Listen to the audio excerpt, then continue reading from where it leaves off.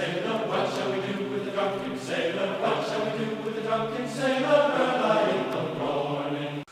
I'm Paul Bennett at Downeast Thunder Creations here in Millbridge, Maine.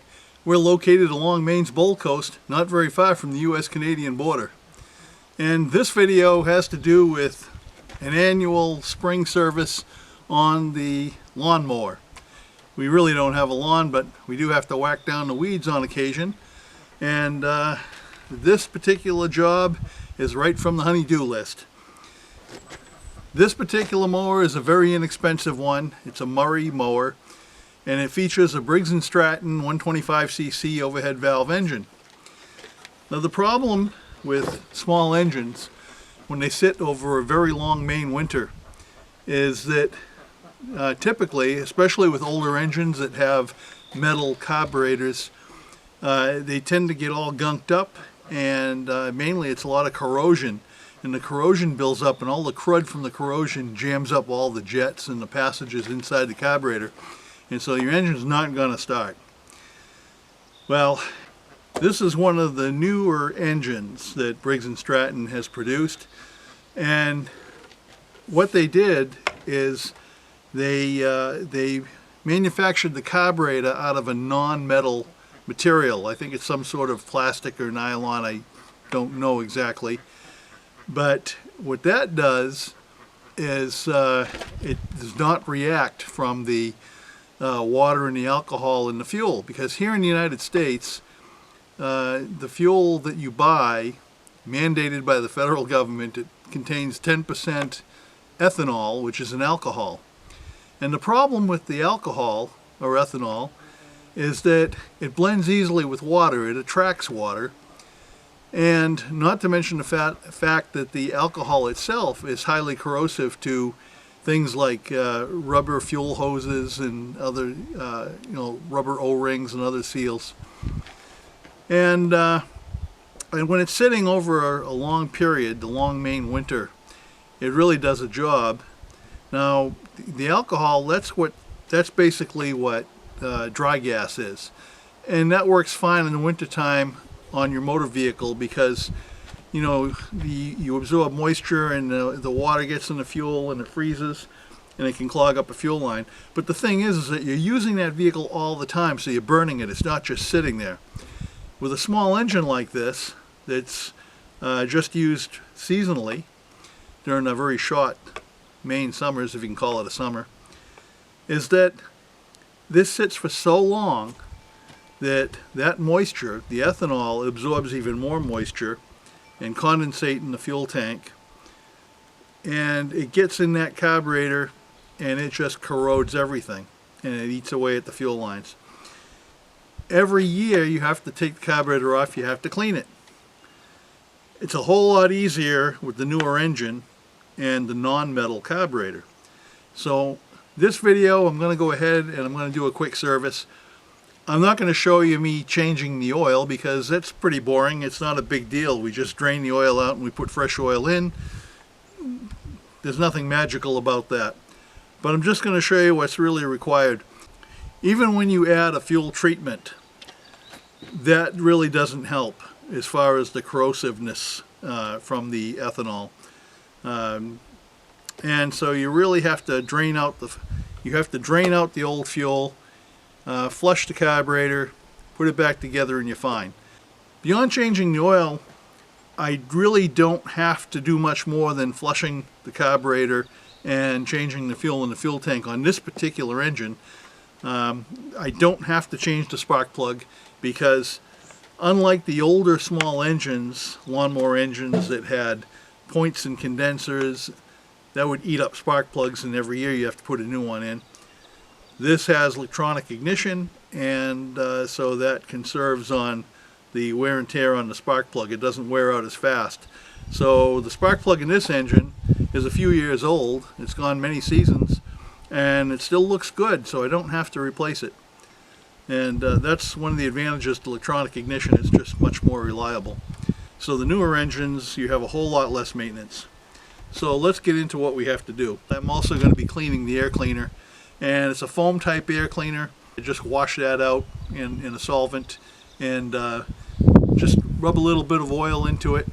That helps trap any of the fine dust and keeps it from getting into the engine, which would of course accelerate the wear on the engine. Removing the air filter, which is right here, does not even require any tools. It's just popping off a little tab. And here's the sponge air filter element, and you can see it's pretty dirty. So I'm going to clean that up with some solvent, and then when I rub a little bit of oil into it, then it's going to be good to go. I don't have to replace it, I just have to clean it. In this particular case, there's 3 screws I want to take off. There's one here and one here, which require an 8mm socket, and there's one here that requires a 7mm socket. So if you have a similar Briggs & Stratton, those are the sizes that you'll be dealing with. These screws are fairly small. It doesn't take a whole lot of torque or effort to loosen those up. And I just set them aside.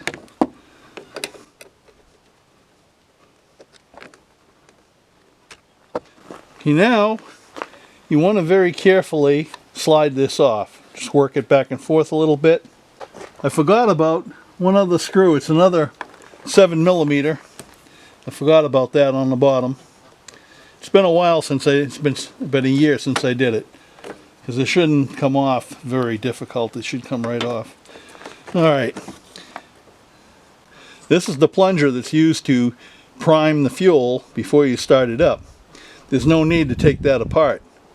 The only time you might want to remove that is if this rubber is degraded and cracked and you have to replace it.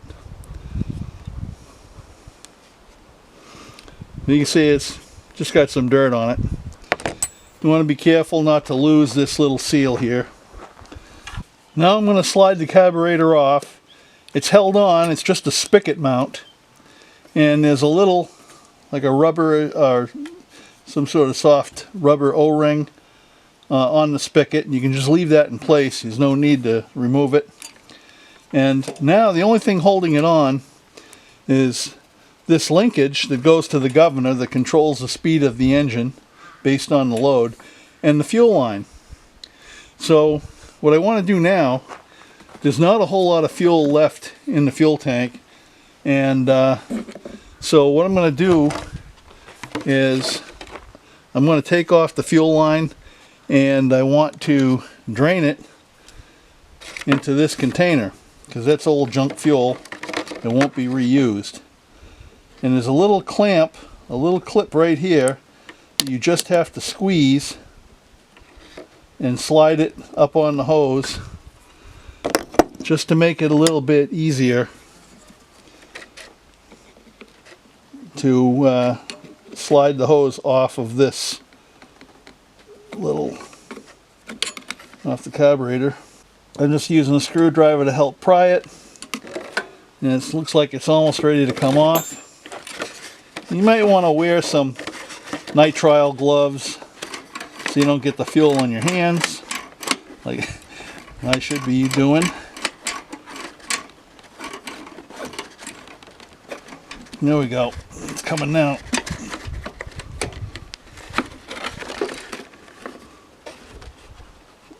And it's not looking too bad. A lot of times it looks pretty grody. It looks very discolored, but it's looking fairly clear. And I did treat it though at the end of the season. So I'm just going to let it sit there and drain. I don't want to reuse that fuel. Now all that's left to remove the carburetor is just disconnect this little control rod, and it's just a matter of sliding the carburetor. You can see how this has a little bit of a bend in it. You just slide it, maneuver the carburetor, slide it right off. And you can see this is basically a plastic material, and I'm going to wash it, clean it on the outside with some sort of a spray cleaner, carburetor cleaner. And but I'm also going to drain the float bowl. And I'm just going to wash this off a little bit. You're draining the carburetor right now. See what'll come out of that. Same time, I'm going to try to clean this up a little bit. Doesn't have to be perfect, I just want to get the major crud off it. It's nice if you have a little bit of a parts cleaning brush, you can kind of scrub it a little bit, but I'm not going to take it too far. I'm just going to wipe it off a little bit. It wasn't that bad really, but I just don't want to get anything inside the carburetor. It's important to keep the inside very clean, otherwise it'll gunk up all the jets in your other small passages. I want to find a proper size. That's 7mm. Yes, it is. And sometimes you got to give it a little wrap.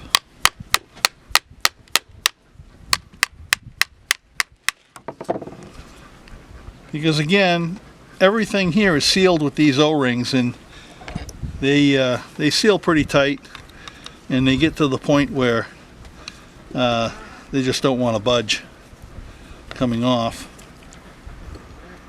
But that's okay. The main thing is having a little bit of patience. If you don't have any patience, you shouldn't be working on machinery of any kind. There we go. And the inside of this bowl looks pretty clean. And this here is the float bowl, and that controls the float needle, which meters the amount of fuel that can come into the carburetor. The fuel comes in this inlet, and it goes through that little float valve, little needle valve, and as the bowl fills up with fuel, the float just comes up like this. It pushes the little needle valve up and shuts off the fuel, or comes pretty close to closing it off.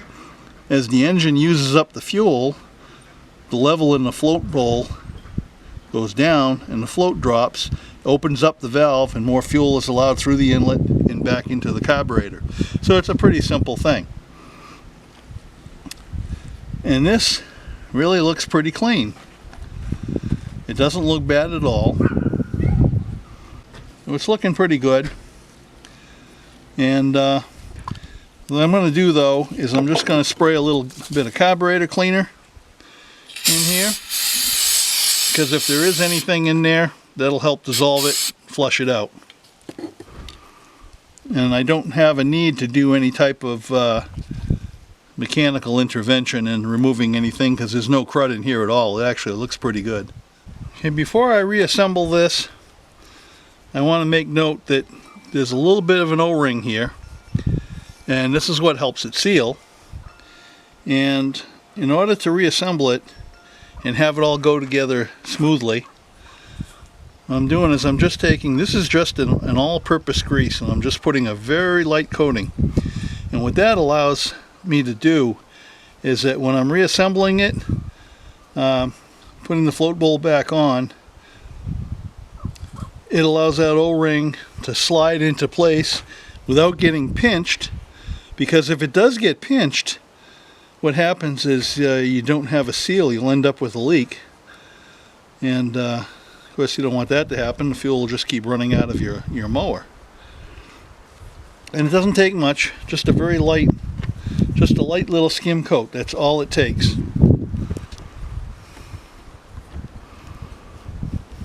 Make sure the holes are lined up. And I always start the screws by hand, because I don't want to cross thread them. And of course, if you cross thread plastic like this, it's easy to just strip it right out, and there's not much you can do to repair it. You just have to buy another carburetor. It's different with metal. You can install a repair thread in metal. Okay, you don't have to really torque down on this very hard. So there it is, and now I can just go ahead and reassemble it in the reverse order. This is the O-ring. It's one of them. There's a couple here that go in. This one here is pretty rigid, and we're not going to do much with this. I am going to apply just a little bit of grease to it. This is what the other O-ring kind of seals against. And then here's the actual sealing O-ring for the carburetor.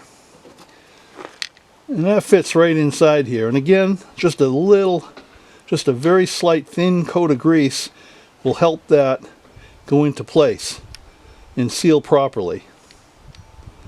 It does not take very much.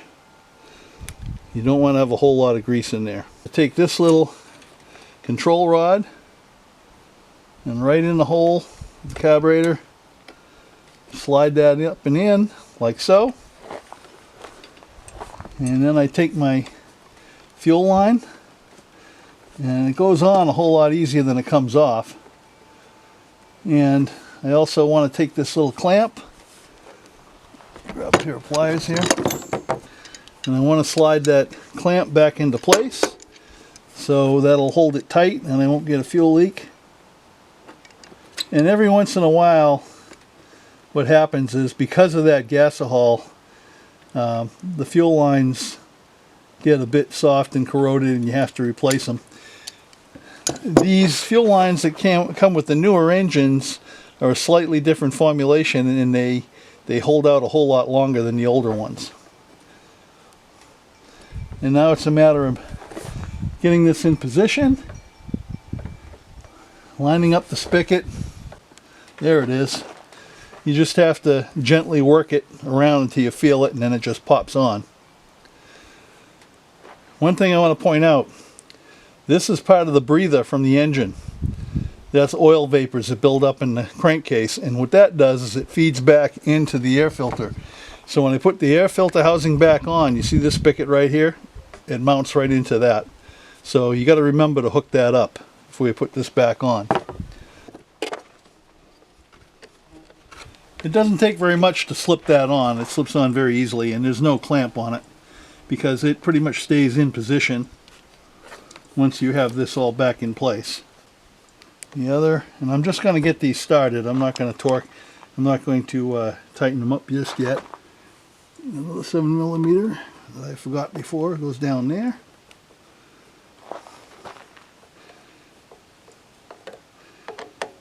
And I'm just going to let it get seated, but I'm not putting anything on it. Okay. Now, these are the 8mm heads on here. Those are machine screws. Those are the ones that hold the carburetor into place.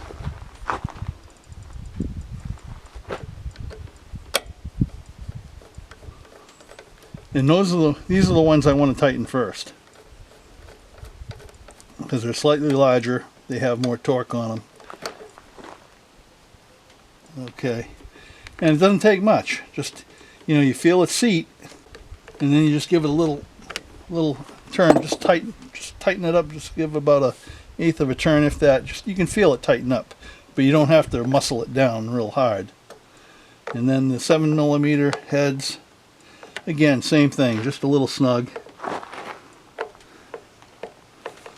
And that's all it takes.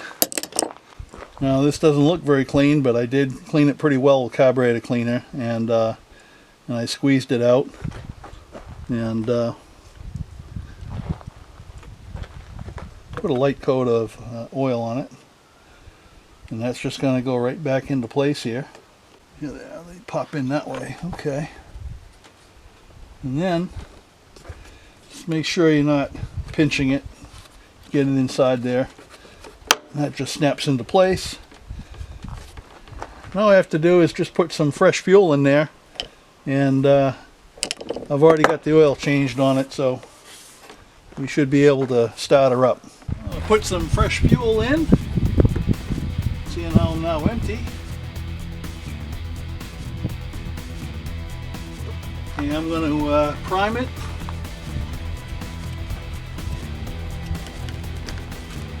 Yeah, we'll see if we can get it to start.